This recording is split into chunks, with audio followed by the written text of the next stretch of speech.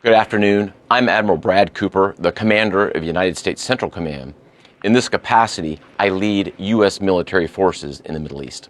I'm here to provide you an update on Operation Epic Fury, now in our fourth day of execution.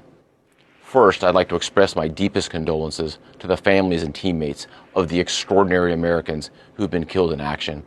And I'd also like to extend our prayers for a speedy recovery to the wounded. Yesterday, you heard from Secretary Hegseth and the Chairman of the Joint Chiefs. Today, I'd like to give you an operational update on where we are and provide you with some key facts. By order of the President of the United States and the Secretary of War, our military in the Middle East is undertaking an unprecedented operation to eliminate Iran's ability to threaten Americans, as they've been doing for nearly half a century. Having spent more than 36 years in the military, I could not be prouder of America's sons and daughters in uniform who are answering the call.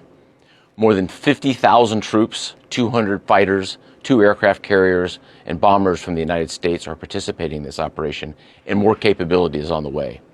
These forces bring a massive amount of firepower, representing the largest buildup by the U.S. in the Middle East in a generation.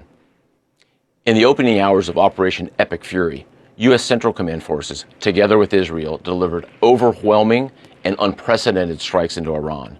Many of you may remember the shock and awe strikes of 2003. The first 24 hours of this operation were nearly double the scale, and we continue with 24/7 strikes into Iran from seabed to space and cyberspace. Now, we're less than 100 hours into this operation, and we've already struck nearly 2,000 targets with more than 2,000 munitions. We have severely degraded Iran's air defenses and destroyed hundreds of Iran's ballistic missiles, launchers, and drones. And in simple terms, we're focused on shooting all the things that can shoot at us. Our B-2 bombers and B-1 bombers have executed uncontested surgical strikes against multiple missile facilities deep inside Iran. And then just last night, a B-52 bomber force struck ballistic missile and command and control posts. We are also sinking the Iranian Navy, the entire Navy.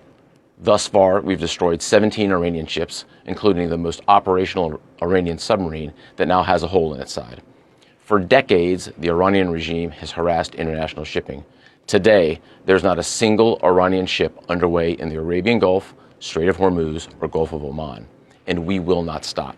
We will continue to conduct dynamic targeting operations. We're hunting Iran's last remaining mobile ballistic missile launchers to eliminate what I would characterize as their lingering launch capability. Now, in retaliation, the Iranian regime has launched over 500 ballistic missiles and over 2,000 drones. To be clear, Iran is indiscriminately targeting civilians as they launch these missiles and drones. You've seen it on TV. The evidence is crystal clear and overwhelming.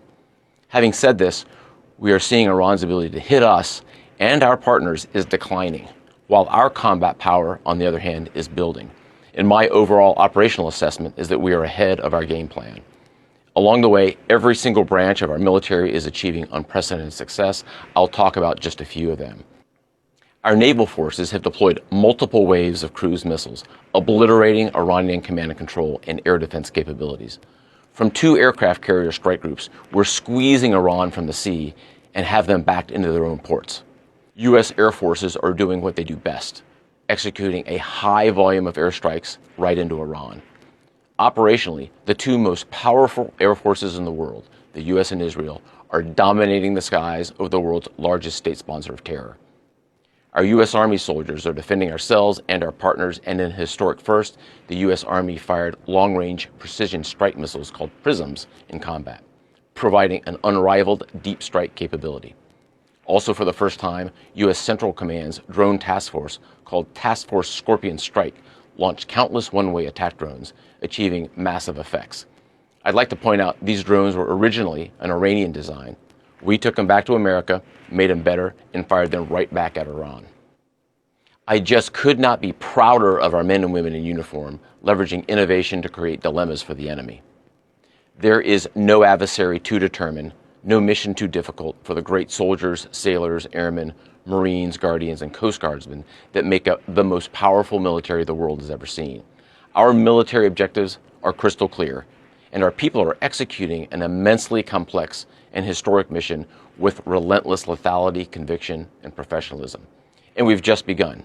but I have the utmost confidence that we, alongside our partners, will absolutely achieve our military objectives.